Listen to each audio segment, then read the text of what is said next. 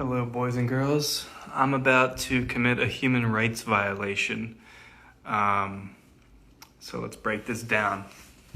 We have the pi 0, pins 4 and 23 are enabled. I don't know why that's 23, but for intents and purposes, it is. And then we got this little piece here. This is a Piezo Buzzer. This is running 5 volts, and I have a frequency of, let's bring that up on the computer.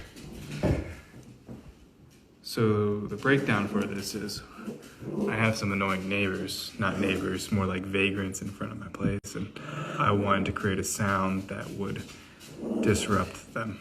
And so here I go. The hertz is whatever 0.001 in seconds is.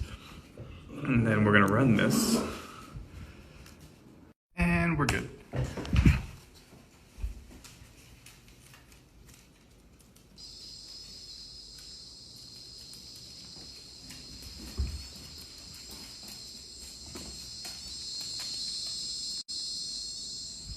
That's all it takes. Put that inside a bottle cap and we can get this even louder.